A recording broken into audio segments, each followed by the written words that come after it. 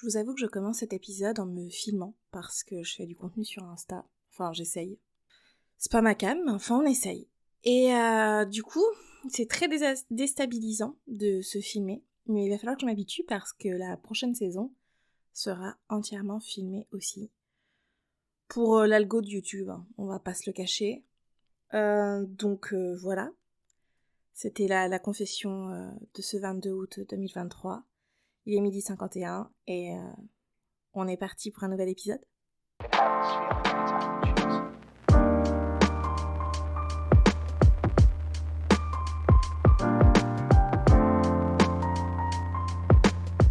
Bonjour à tous et bienvenue dans Un mythe en placard, le podcast qui dépoussière les mythes littéraires. Alors aujourd'hui, on va faire un texte qui m'a été recommandé dans les commentaires et je remercie sincèrement et chaleureusement la personne qui m'a recommandé ce texte parce que ça m'a permis de redécouvrir ce bon vieux Anatole France que j'aime bien mais que je connais peu au final. Donc le texte que nous allons faire, c'est tout simplement Les 7 femmes de la barbe bleue d'Anatole France, donc qui fait partie de son recueil de contes merveilleux, et on va en discuter de cette appellation parce que Anatole France va vraiment jouer avec les codes du conte et le principe de réécriture. Pour l'étude de ce conte, comme d'habitude, on va procéder en plusieurs parties. D'abord, on va présenter l'auteur, puis on présentera le texte, et ensuite, on ne sera pas dans une étude habituelle, tout simplement parce que ce texte va à l'encontre de tout ce qu'on fait habituellement. On n'est pas du tout dans un conte, on n'est pas du tout dans un personnage symbolique, tout ça. Bien au contraire, on est dans la... Alors, c'est l'époque, on dirait déconstruction. Moi, je dirais plutôt là dans la...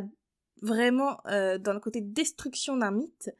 Et on va en parler brièvement de comment le mythe est détruit.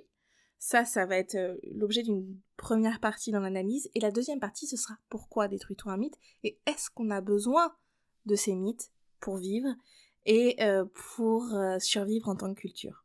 Ça va être très philosophique, accrochez-vous. Donc on est parti, je vais d'abord vous présenter Anatole France. Anatole France, c'est un auteur qui est né en 1844 et qui est décédé en 1924. Ce qui est très intéressant, c'est qu'il a été élevé par des parents issus de classes populaires moyennes, on va dire, puisque son père était cordonnier et sa mère était issue aussi d'un milieu populaire, mais je ne sais plus ce qu'elle faisait.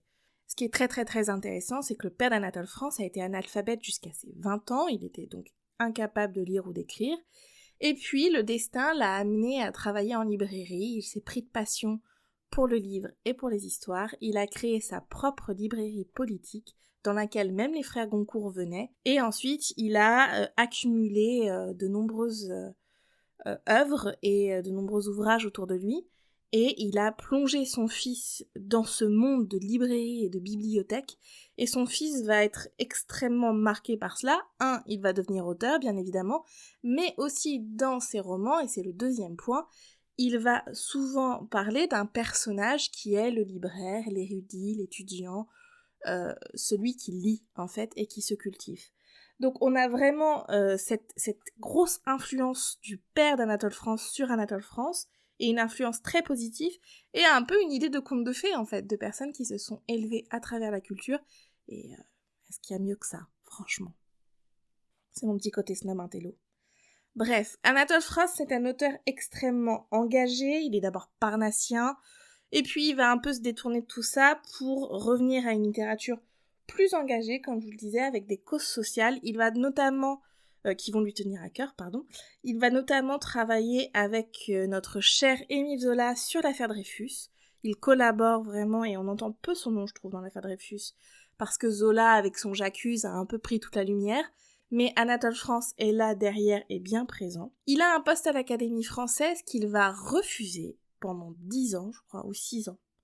Il refuse d'occuper ce poste parce qu'il part du principe que l'Académie française ne fait pas honneur à la France et aux idéaux politiques qui devraient être mis en place. C'est quelqu'un résolument à gauche, Anatole France. Il rend sa Légion d'honneur quand on retire sa Légion d'honneur à Zola. Il fait partie des personnes qui ont fondé la Ligue des droits de l'homme. Et c'est lui notamment qui crée les mots xénophobe et trublion.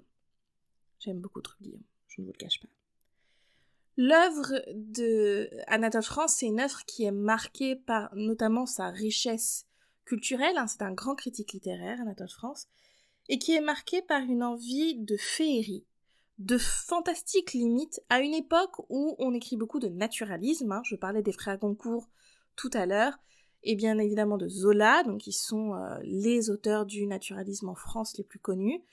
Lui, Anatole France, s'éloigne un peu de tout ça pour aller vers un registre un peu plus féerique, voire, je vous le disais, fantastique, dans des œuvres qui lui permettent d'interroger la justice sociale, et donc il écrit toujours avec une certaine ironie. Ses œuvres les plus connues, on a bien évidemment Les Dieux ont soif, sur la Révolution française, publié en 1912, et évidemment, j'ai une petite affection particulière pour La Révolte des anges de 1914, dans laquelle il imagine des anges tombés du ciel qui vont remettre sur le trône le juste roi, à savoir Satan. Forcément, j'aime. Ce qui veut aussi dire que nous serons amenés à reparler d'Anatole France plus tard. Donc voilà pour Anatole France, sachez que c'est aussi lui qui a servi de modèle d'homme de lettres à Proust dans La Recherche du temps perdu, rien que ça. Donc Anatole France, c'est un homme qui a un rayonnement considérable sur son siècle et son époque, qu'on a un peu trop oublié, et que j'espère vous allez découvrir ou redécouvrir à travers cet épisode. On va maintenant passer au texte en lui-même, qui donc s'intitule « Les 7 femmes de la Barbe Bleue ». Dès le début du texte, Anatole France nous fait sentir que le but ici n'est pas de réécrire l'histoire, mais de montrer les problématiques qui peuvent se poser quand un conte est pris comme source de vérité. Il appelle donc dans ce texte Charles Perrault l'historien, et il essaye de déconstruire, doucement mais sûrement, tout ce qui fait que la Barbe Bleue est un mythe littéraire. Il nous présente donc la Barbe Bleue avec un nom, il s'appelle Bernard de Montrajoux. On nous donne aussi une époque, vers 1650, on est donc sous la Régence et on va se poursuivre sous le règne de Louis XIV, le règne personnel de Louis XIV. Et puis on est entre Compiègne et Pierrefonds, donc on a donc un cadre spatial beaucoup plus précis que ce qu'on avait auparavant. Donc qui dit cadre spatio-temporel précis, dit éloignement du conte, puisque le conte, par essence, ne veut pas nous donner un cadre spatio-temporel précis, il est intemporel. Donc par ces éléments, Anatole France ramène la Barbe Bleue dans une idée de réalité, dans un contexte historique précis, avec lequel il peut jouer. On nous explique donc que le château de la Barbe Bleue a été bâti au temps gothique. On nous explique que cet homme, en fait, c'est un homme très bon, très doux, qui vit dans son château et qui cherche un peu à trouver l'amour. Il a dans son château un petit cabinet qu'on appelle le cabinet des princesses infortunées, dans lequel, en fait, il y a des peintures de mythes représentant des femmes qui ont été abusées, en fait, très clairement, et tristes, et que les peintures sont tellement bien faites qu'on a l'impression que les femmes en sont vivantes, et que le sol est fait de porphyre, ce qui fait qu'on a l'impression qu'il est teinté de sang, alors que pas du tout. Donc tout de suite, on nous dit, voilà ce qui est problématique dans ce petit cabinet, c'est le réalisme des peintures, c'est la teinte du sol, mais ça n'est en aucun cas un cabinet de malheur, c'est juste une espèce d'ambiance qui a été créée, d'atmosphère à travers l'art. Donc déjà tout de suite on voit le côté rationalisation, l'envie de notre ami Anatole France de réancrer son conte dans quelque chose de beaucoup plus plausible. Et puis on va avoir une description des 6 premières femmes de la Barbe Bleue, avec à chaque fois une explication du lien entre ces femmes et le petit cabinet. Donc en fait, à chaque fois, il y a une explication très très plausible et rationnelle. La première, par exemple, c'est que la femme s'enfuit par le cabinet parce qu'en fait, elle est une artiste de cirque, elle vit avec son ours et elle est très triste de ne plus être sur les routes, elle ne supporte plus sa vie sédentaire, donc elle part avec son ours et elle s'enfuit par le cabinet. Il y en a une autre qui retrouve tous ses amants dans le cabinet en question, qui n'arrête pas de tromper la Barbe Bleue, qui ne s'en rend pas compte, et donc elle retrouve tous ses amants dans ce cabinet, sauf que les amants entre eux le savent, et donc il y en a un qui vient et qui, jaloux de la trouver avec un autre amant, la tue, mais ça n'est pas la Barbe Bleue. Vous avez aussi l'idée que il y a une jeune femme qui s'enferme dans ce cabinet pour prier parce qu'elle se refuse à la Barbe Bleue parce que en fait elle était destinée au couvent, et donc il demande l'annulation du mariage et basta. Enfin, à chaque fois il y a des explications extrêmement rationnelles et logiques, et donc se succèdent ces 6 femmes, et ce qu'on se dit c'est, avec un regard 20e siècle, début 20e, parce que c'est un texte qui a été publié en 1909, on se dit, ah tiens, pauvre Barbe Bleue, il a quand même pas de chance, ce Bernard, qu'est-ce qu'on va faire pour l'aider, quoi. Il y a un peu cette idée-là. Alors, avec un regard 21e siècle, et en plus, à l'époque dans laquelle on vit, on se dit aussi, mais pourquoi épouse-t-il autant de femmes d'un coup, et bon, ces jeunes femmes n'ont pas trop leur voix au chapitre à chaque fois qu'elles l'épousent, voilà, mais bon, elles sont toutes soit complètement folles, soit très mauvaises, c'est pas du tout une histoire qui vient mettre la femme en valeur, mais alors pas du tout, parce qu'on vient réhabiliter la Barbe Bleue, et on vient dire que, en fait, ce n'est pas lui le monstre, mais ce sont ses femmes. Et puis, bien évidemment, on arrive à la 7e femme. La 7e femme, c'est Jeanne. Elle a une sœur aînée, Anne, 2 frères, qui sont dragons et mousquetaires, et une mère qui s'appelle Sidonie de Lespoisse. Je trouve ça génial. Tous les noms sont merveilleux, Il les trouve, c'est vraiment super bien. La première qui s'enfuit via le petit cabinet s'appelle Colette Passage. L'autre qui est complètement alcoolique s'appelle Jeanne de la Cloche. Enfin voilà, vous avez vraiment toute une idée de jeu autour des mots, et on voit là l'ironie subtile, le rire d'Anatole France qui est merveilleux. Et elle, donc Sidonie de Lespoisse, en gros, a 2 filles et pas d'argent.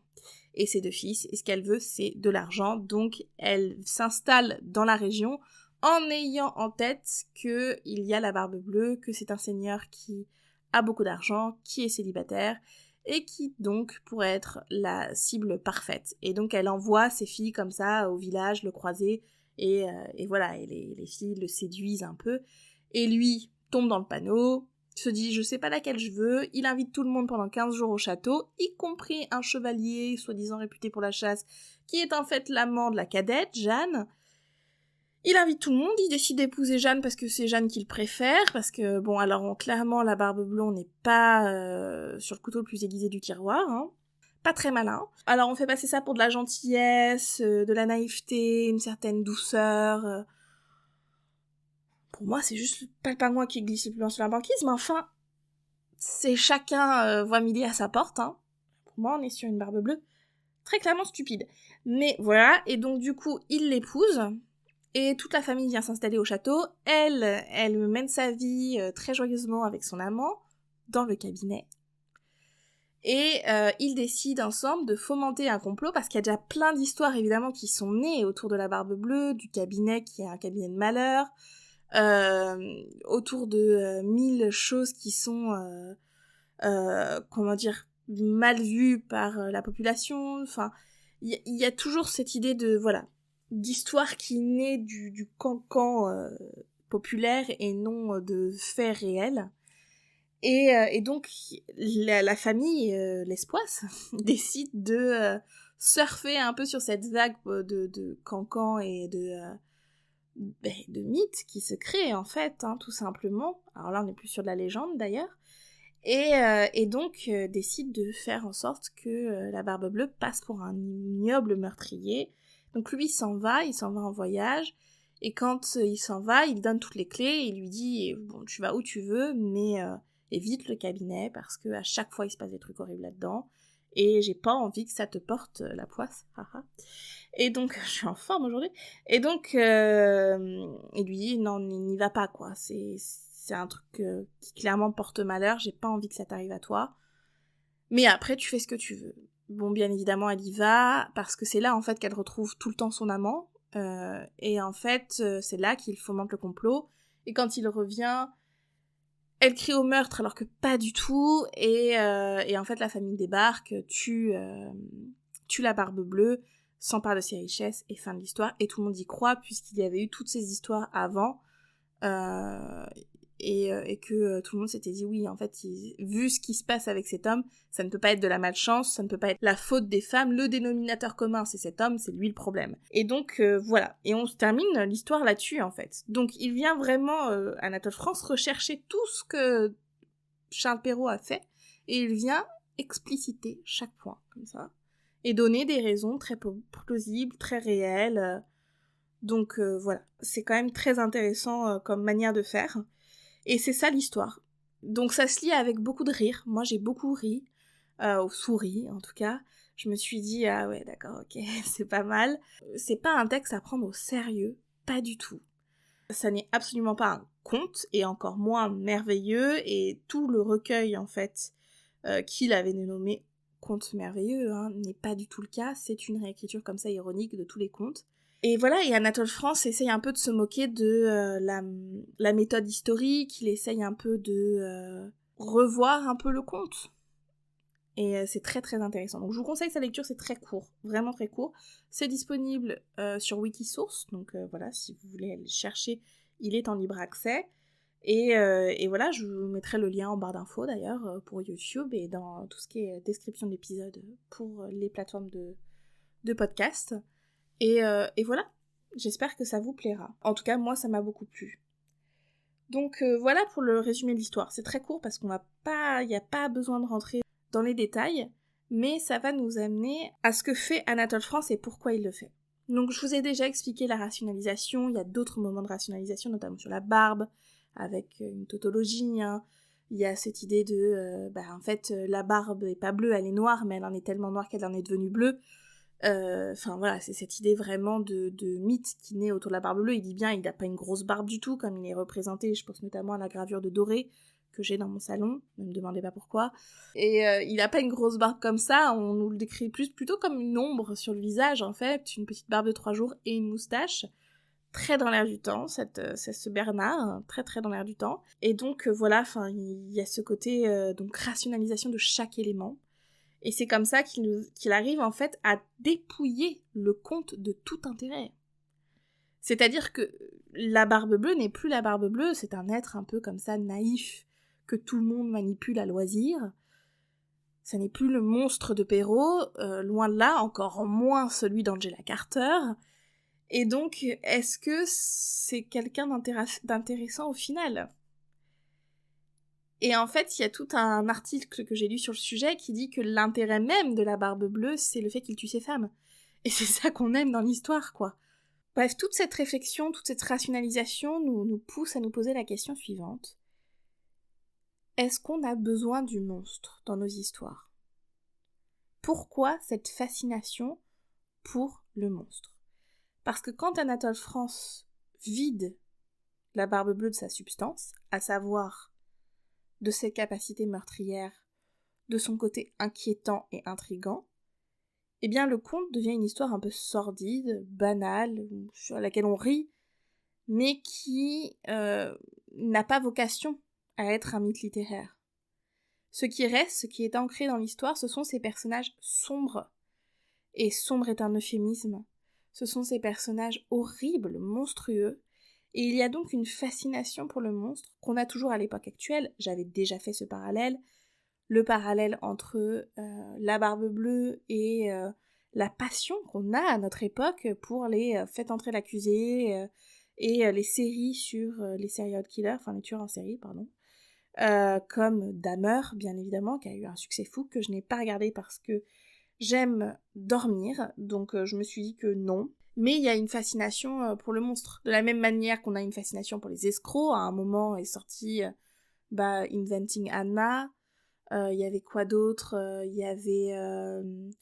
la série, c'est The Drop, je crois.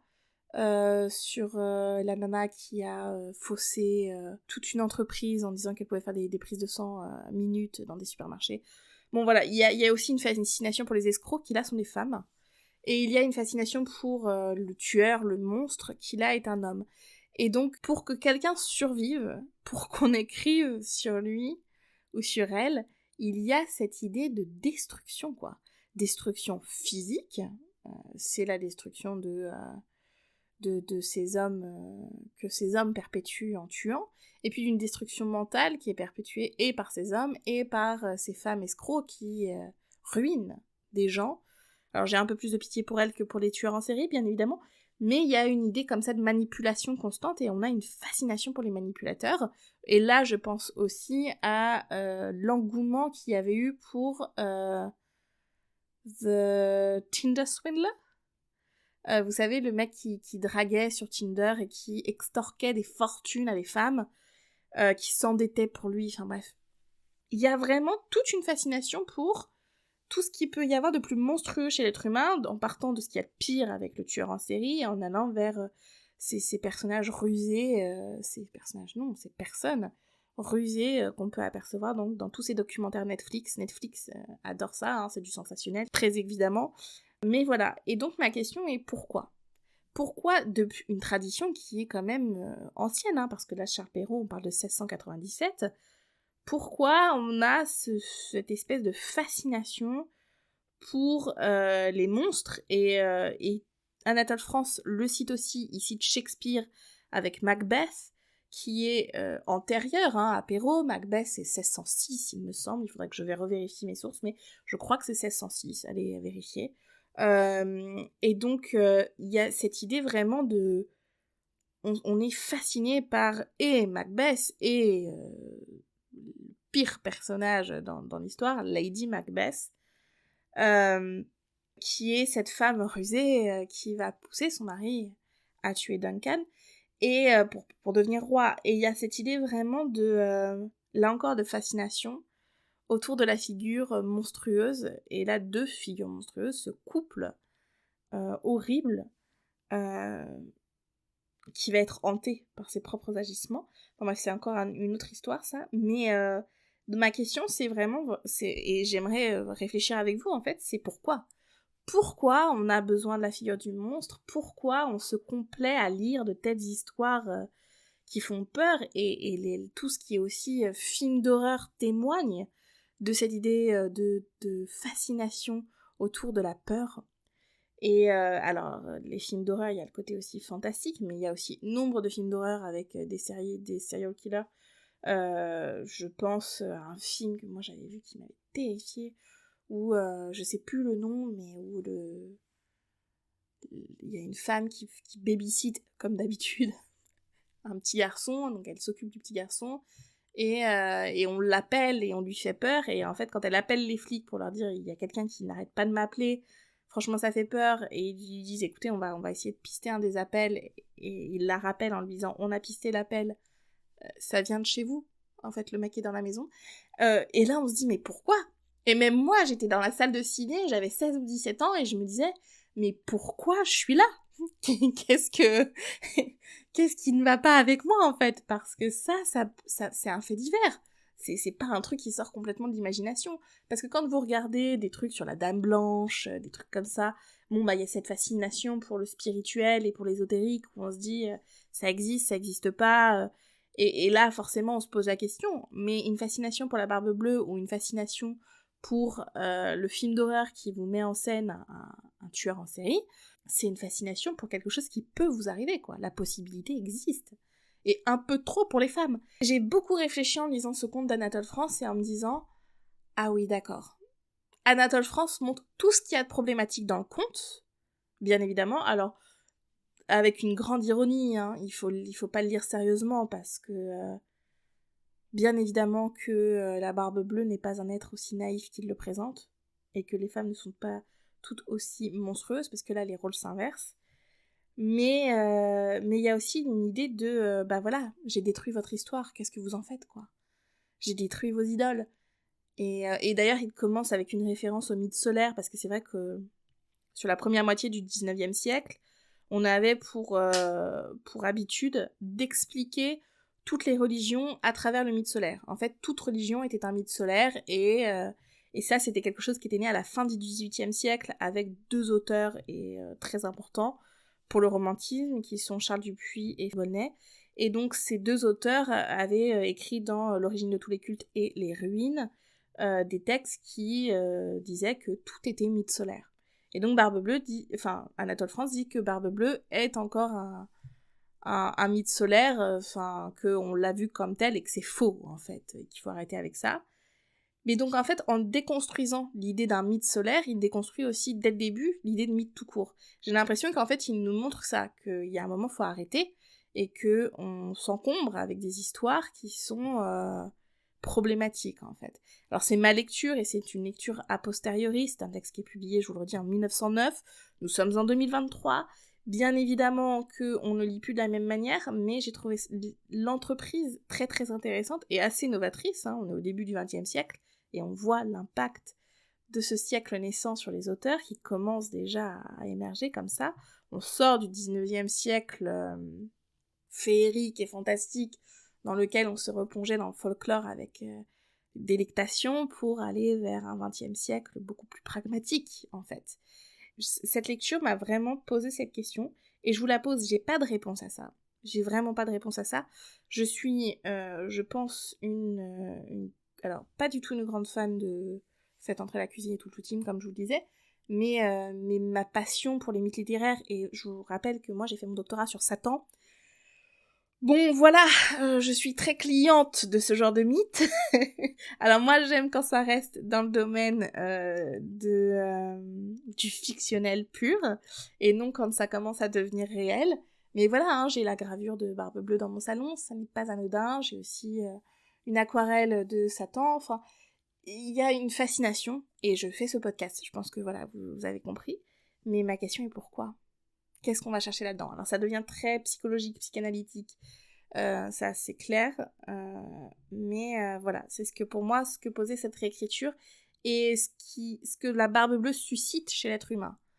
Si on a besoin de détruire le mythe, c'est que on voit une problématique dans le mythe, en fait. Sinon, la réécriture telle que Anatole France nous la propose n'existerait pas. Donc voilà. C'était un épisode un peu étrange et j'espère que vous saurez le saisir pour dialoguer avec moi à travers les commentaires, les messages privés. Faites-vous plaisir, comme d'habitude, c'est toujours un plaisir. Et puis, on se retrouve la semaine, alors peut-être pas la semaine prochaine, mais sûrement dans 2 semaines, pour un nouvel épisode, et ce sera le dernier épisode de la Barbe Bleue, et ma question sera: qu'est-ce que la Barbe Bleue dans des textes qui ne sont pas sur la Barbe Bleue ? C'est-à-dire que là on a vu des Barbes Bleues, des textes vraiment sur le sujet, mais quel est l'impact d'une telle figure dans la littérature ? Et donc on s'intéressera à 3 autrices, 3 femmes. Ce sont bien évidemment les sœurs Brontë. On parlera de ces 3 sœurs et on parlera de leur version des Barbes Bleues à travers 3 textes. Jane Eyre de Charlotte Brontë, Les Hauts du Haut-Levant de Émilie Brontë, et celui que je suis en train de relire pour cet épisode parce que c'est mon préféré, donc clairement j'ai saisi l'occasion, c'est La Dame du Manoir de Wildfell Hall de Anne Brontë, qu'on connaît beaucoup moins. Moi je préfère Anne Brontë à Charlotte et à Émilie. Émilie en poésie insurpassable, très clairement, mais en termes de roman, je suis plus team Anne Brontë que Charlotte ou Émilie. Donc j'espère que vous pourrez découvrir Anne si vous ne la connaissiez pas, et on parlera de la Barbe Bleue dans ces 3 œuvres. Vous me voyez venir, c'est le moment de sortir vos ex-femmes du grenier. On est parti. J'espère que ça vous a plu, je vous embrasse et je vous dis au prochain épisode. Ciao!